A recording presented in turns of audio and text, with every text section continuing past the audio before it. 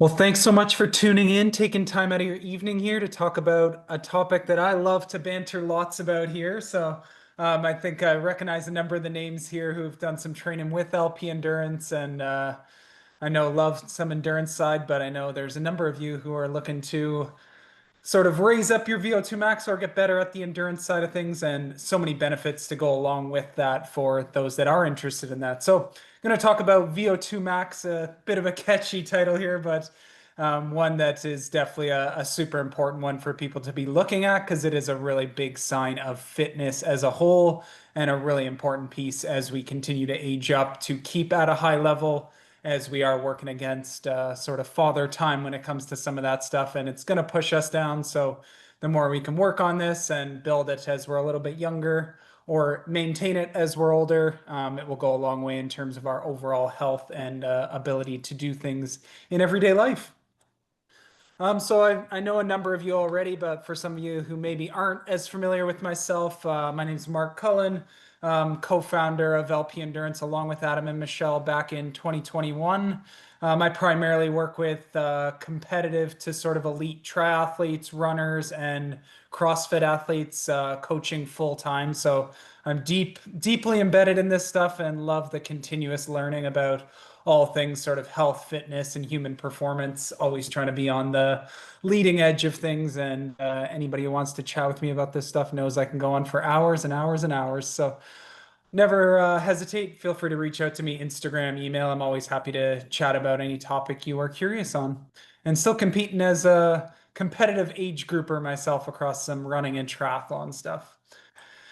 So tonight we are going to cover the importance of why VO2 max is such an important metric for us for health and fitness, how you can measure this, and then also some tips to help you improve your VO2 max. So I'll talk a little bit more high level on this side because maybe some illuminating pieces that you might be missing out on that could help you really improve this for years to come.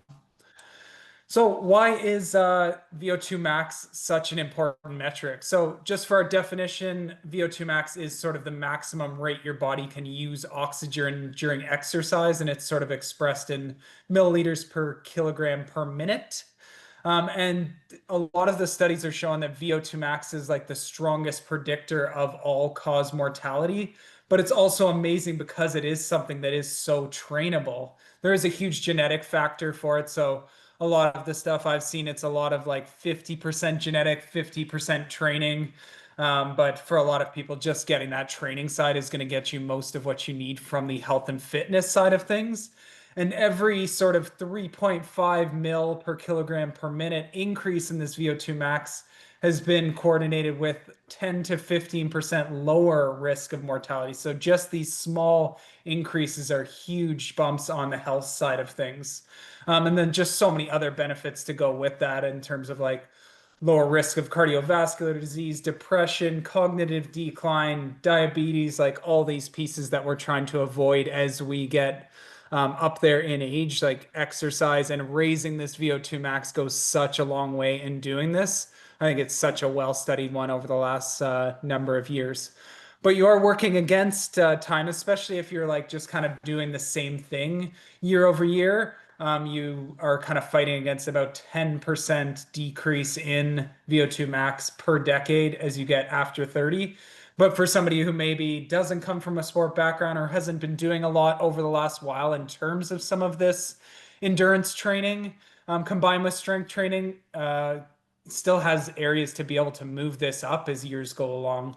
I have had many people who've maybe done no sort of endurance sports or sports growing up get into this stuff in their 40s and 50s and still have a great chance to be able to improve this VO2 max, which is a great thing that you can still do that into your 40s and 50s if you haven't developed it. But if you are super developed on it, then you're more still working hard to sort of maintain or kind of hold off on that decline as the years go along there.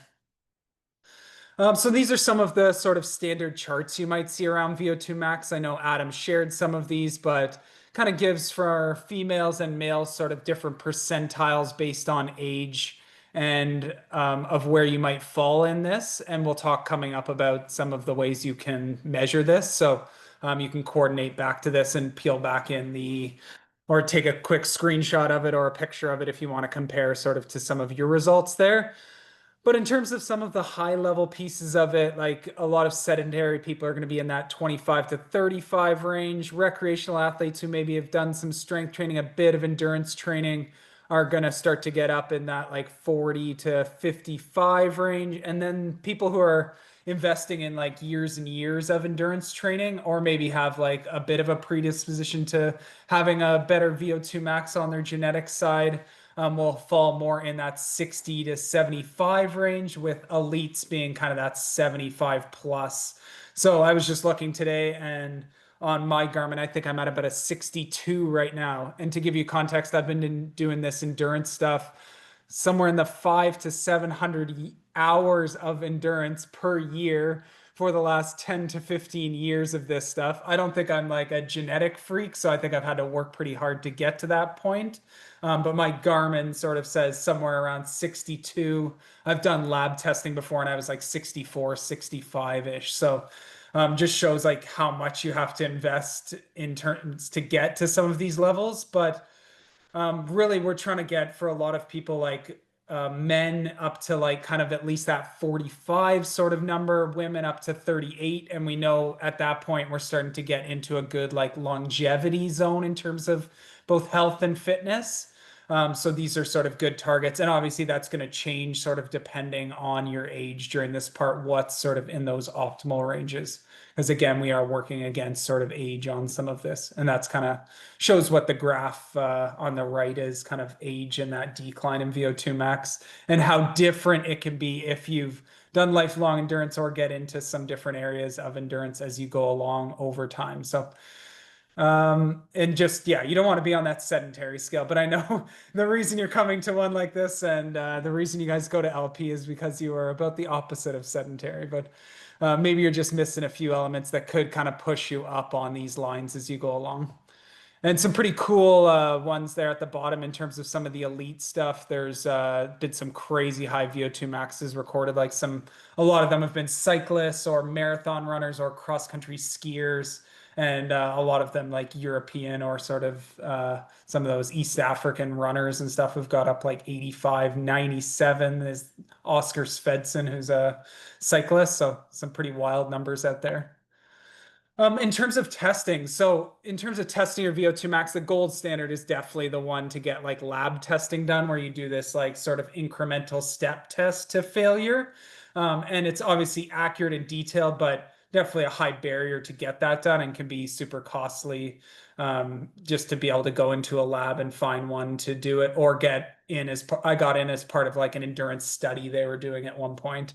But the field tests are a great option because they are accessible, they are repeatable, and especially VO2 max tests, they're really for the most people like in the 4 to 10 minute range. So you only have to suffer for a small bit. You can recover pretty quick from it and do it every like 4 to 8 weeks if you were wanting to test it, put in a bit of training over 4 to 6 weeks, try and hit some adaptations, check in on it again, or do it a few times a year. It's a nice way to do it. So you're probably getting pretty familiar with these tests, given that I know Adam has either given them to you or you'll have them coming up in the next bit. But things like a 1.5 mile run, 2K row, we have the beep test, and then a 5 minute max bike test where you can sort of making sure you're wearing like an accurate heart rate monitor. So I always want to hammer that down. Like those chest straps and arm straps are always going to be more accurate than like the wrist-based ones. So just be careful on that. If you're using like wrist-based information on that, they can be, especially at high heart rates, or if you're in a cool environment, these watches are really shown to not be very accurate in terms of heart rate. So just make sure you're using an accurate heart rate monitor, especially if you're going to use it to inform progress over time or use it for training.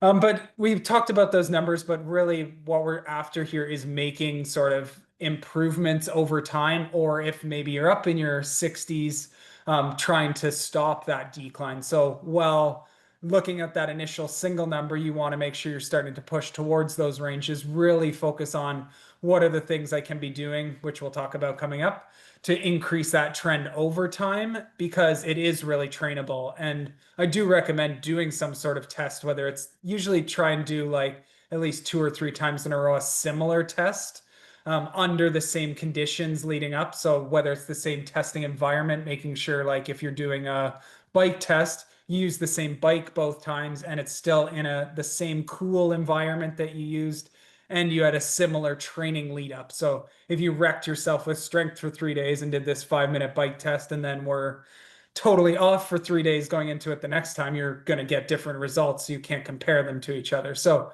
if you're doing these field tests, the more you can control the variables around this leading in is super important.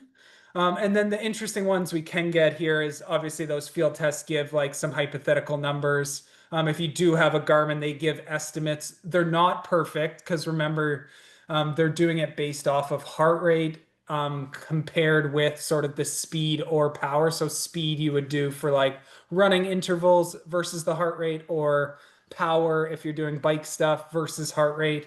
And while they're decently accurate, again, it's relying on you having accurate data from that. So accurate heart rate monitor. And then if it's getting like speed from like a treadmill run or something like that, then you can't expect those results to be correct. But if you start to have a bunch of outdoor runs where you're maybe doing some speed work in them or getting consistent running outside and you're wearing an accurate heart rate monitor, then you can start to get pretty good data on this stuff. And the Garmin VO2 max predictors can be actually pretty decent, assuming you're getting accurate info. So what are some ways we can build our VO2? So there's good and bad to this. So good thing is that it's not like you have to torture yourself every single workout with brutal VO2. So I'm sure you've heard the age-old like 4x4 sort of VO2 max workout, which is one of the worst ones you will ever hear of. But you don't have to be doing those necessarily, and you don't only have to be doing VO2 max to raise the ceiling. The thing we want to do is build the biggest triangle possible. And by doing that, we can touch on a bunch of different zones. And you just can't do VO2 max training all the time because you're going to drive yourself into the ground. Or if you're doing it on running, you're going to probably injure yourself pretty quickly if you're doing it too frequently. And you don't have to do it to make these gains, which is the great piece. The VO2 intervals help to push the ceiling up. All the other stuff sort of builds the rest of the triangle. And this entire triangle helps you build that VO2 max. So just want to hammer that down, that a well-balanced training program is going to allow you to actually improve this. So when we talk about VO2 max intervals, there's lots of great options you can be doing there. With everything, we want these to be sort of progressive over weeks. So with VO2 max type of stuff, like increasing time in zones. So maybe in the first week, you were doing something like 3 sets of 8 times 30 seconds hard, 30 seconds easy. So each of those sets, you're getting like 4 minutes of work because it's 8 by 30 seconds. So you're getting 12 minutes of work. Maybe next week you're aiming to add a couple more of those intervals or extend the intervals out a little bit and try and get 14 to 15 minutes of it and sort of progress it that way is a nice way to get more time in zone over that time. Or the other option is to sort of have them increasing in sort of intensity week over week at the same number. But lots of great ways to do VO2 workouts in terms of like 30-30s are a great one. 40 seconds on, 20 seconds easy is another pretty well versed one in a lot of like pro cyclists and stuff like that, or 1 to 2 minute reps sort of at that 9 out of 10 sort of effort with equal or a little bit longer recovery on that. And yeah, these do need a lot of recovery. But some other ways we can build this is through like what you've maybe heard of tempo and threshold type of work. So those are more in that RPE of like a 7 to 8 out of 10, where you're like comfortably working. You have to break them into smaller intervals. You can race for a long time at them, but for the most part, they take a lot of focus. The heart rate's up, but you're not like bleeding out of the eyes, suffering, and you can do a fair amount of this quality work and still recover from it. Versus VO2, you need a lot more time to recover from these because they're so intense. So touching on those two areas, and then obviously that endurance base that people love to talk about in terms of like that zone 2 training. I know there's a lot of buzz around that these days. And I think the only spot people really go wrong on zone 2 stuff is they term it as this like it's so easy where you're just doing like a 2 to 3 out of 10 effort. To really get like adaptations on this stuff, really you sort of need to be a little bit more in that like 4 to 6 out of 10 range. So maybe if you're super fatigued from some other days and you did some of that zone 3, 4, 5 workout recently, maybe you got to err a little bit more on that, like that 4 to 5 out of 10 spots so you don't dig yourself a hole. But if you're a little more rested, then maybe you're doing more like 5 to 6 out of 10, especially if you're not doing like huge volumes of endurance work. You need to kind of be on that upper level of that zone 2 type of stuff to get a little bit more of the sort of gain you can get from it. Because if it's just too easy, it's not going to give you enough of sort of that work. But that being said, when you're doing something like running, a lot of times you need to go on the easier end of things in the first like 3 to 4 weeks, just because it's very easy to get yourself injured. Your tissues and muscles are getting used to it. So you got to err on the side of caution on the intensity side of things, especially on a high impact one like running. Or biking, you can sort of get right into sort of some of that tougher zone 2 stuff or the intensity. And just remember, all this work you put in only gets absorbed if you take care of all those things around it in terms of getting good quality sleep, doing your strength training, which I know you guys are all good at, nutrition, so eating enough to support the training you're doing. So a shock for people when they start to increase a lot of their endurance training is that they need to be eating more calories to support that so they can actually absorb the training and get better and not dig themselves just a fatigue hole or get themselves injured if they're in a calorie deficit for a long time.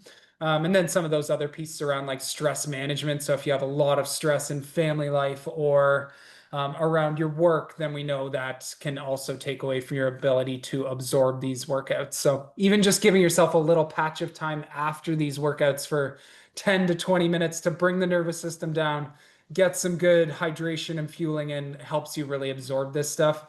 And then no news to you guys, but community just makes it like so much more fun to do a lot of this endurance stuff. So if you have some people you can do it with, I see people stacking stuff on at the end of some of those gym workouts or some high rocks workouts and things like that, where they're getting endurance in a fun environment.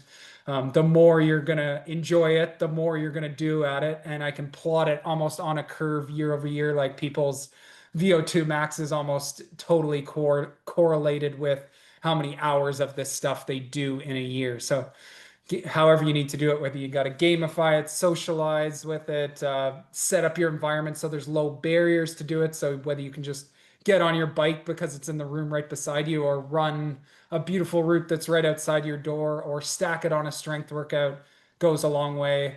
And then one of the biggest things I say to people, you're good. So many people get into this sport and they're just like straight on the metrics right away. Like, focus on more feel over numbers and like see how it feels to go a little bit longer and stay in those sort of zones, and you'll probably enjoy the process of it a lot more versus just trying to like be a slave to the watch, and just enjoy the sensations, enjoy the environment around you. And maybe another story, if you're suffering on the bike, you got to put some headphones in and maybe you're just focusing on the numbers for those. But try and enjoy it, and it'll go a long way to you being more sustainable with it. And once you get over that initial hump, we know with building habits is you'll actually start to enjoy this stuff more versus it being a chore. So can't recommend that enough.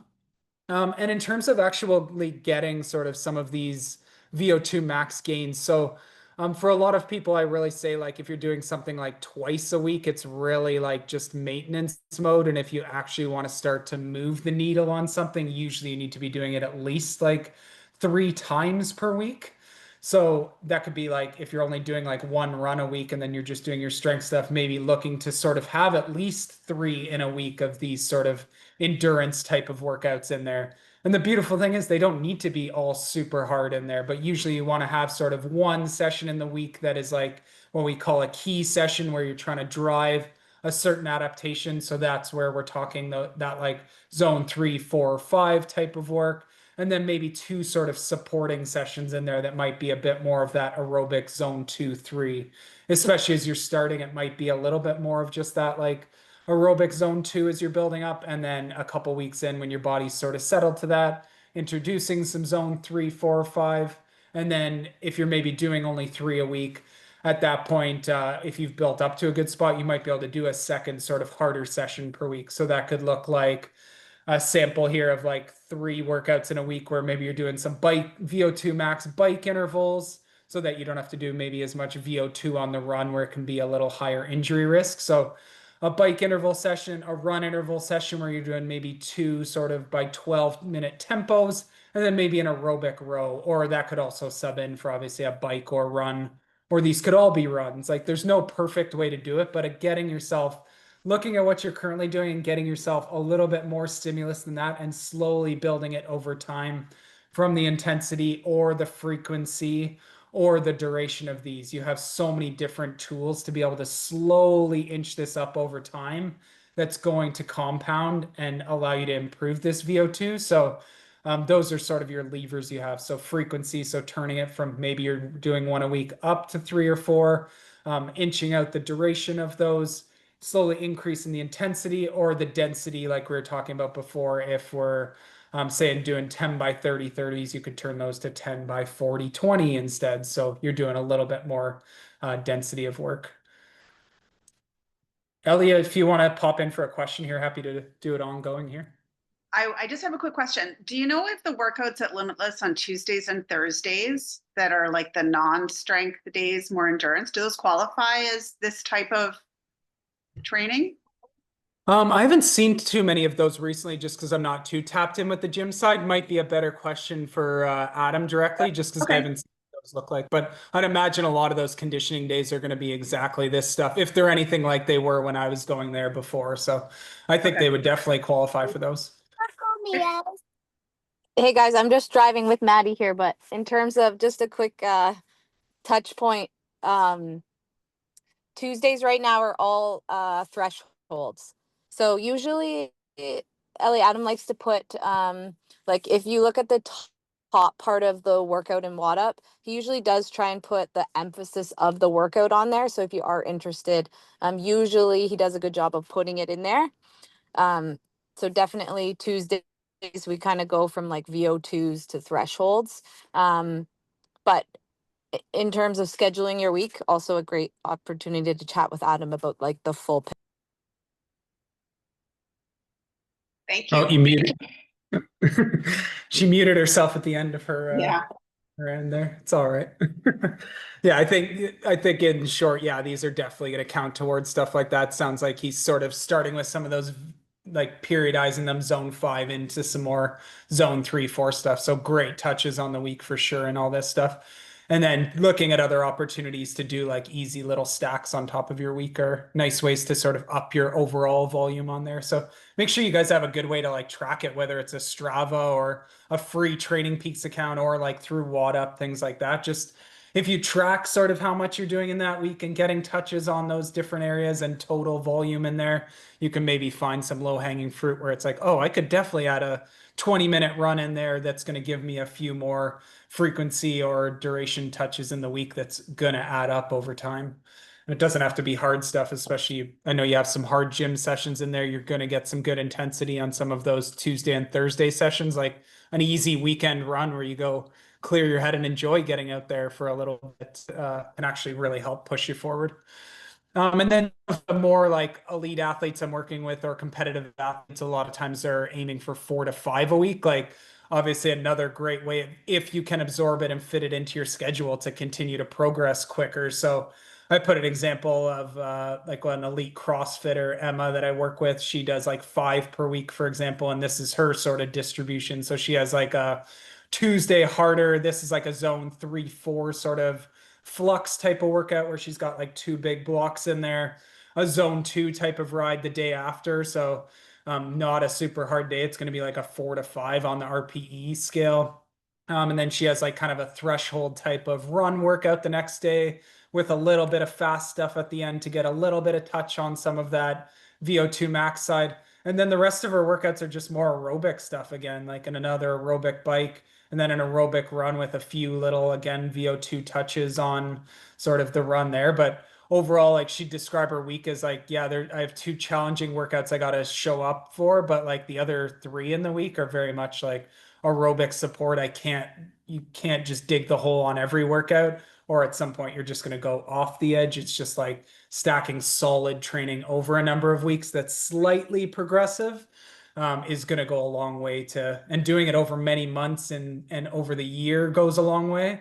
A lot of the science shows like if you're taking like 2 or 3 week full breaks from this stuff, that your stuff just like declines so quickly and takes even longer to rebuild. So if you can find something sustainable at like 3 times a week, it's actually not that hard to maintain throughout the year. So you could have some more intense times, and then maybe there's a time where you're looking to take a little bit of a dip and you're just doing like 3 super short, easy runs in a week, and that's going to maintain 90 to 95% of this work. And then you have periods where you're pushing the limits a little bit more and actually increasing it. And then you can make sure over time you're net increasing things. So I can't recommend that enough, is something sustainable throughout the year. And it doesn't always have to be intense. Pick your periodized times, and then it'll go a long way to helping you continue to improve on this stuff. So I will open it up if anybody has any specific questions, and I can jump back to any slides or anything if anyone had any spots in there they wanted to ask any further questions on.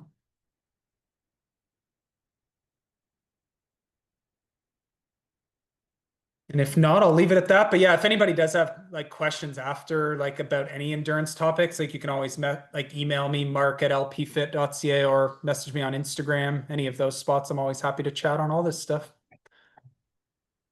Thanks, Mark. This was awesome. Have a good night, everyone. Good luck with your endurance training. Thanks, Fall in Mark. love with Mark. Bye. Thank you. Bye. it, Maddie. So cute. Bye, Mark. Whoa, you're glitching. There you are. Thanks. Yes. Thanks, Maddie, Mark. what are you That's good. I doing? missed the first 5 minutes. We had music, but I missed the first 5. But we got the rest. It's all good. I only started at like you say hi to Mark? 6:03 or something, so you probably didn't miss Okay, much. good. Easy peasy. Yeah, it's interesting because Rachel's still here, but as much as we try and like communicate what the purpose of like our workouts, and like, okay, this is like threshold day, or we're really working on like Tuesday VO2s, it's like it doesn't always get communicated, even though, you know, we try to communicate it. So these things are great because it gets people to really actually think about the purpose of the workouts and why they're doing them, and then trying to come up with like a good routine. So Yeah, and zoom it out on the high hopefully- level of why it's like important to look at and how we can Right, actually right. like compound on this stuff versus just like, why am I doing this in this Right. one day? But like, right, exactly. But weeks like this, where they're like, oh my gosh, yeah, my VO2 isn't that good. How do I fix it? It's like, okay, light bulb moment of now I actually have to put in the right work. Yep. Understand why I'm doing things. So it's good. Load. Cool. Okay. Matt. Thank you, sir. We are off to bed. And we're Good on our night, walk Maddie. here. Have a good night, guys. Yeah, we're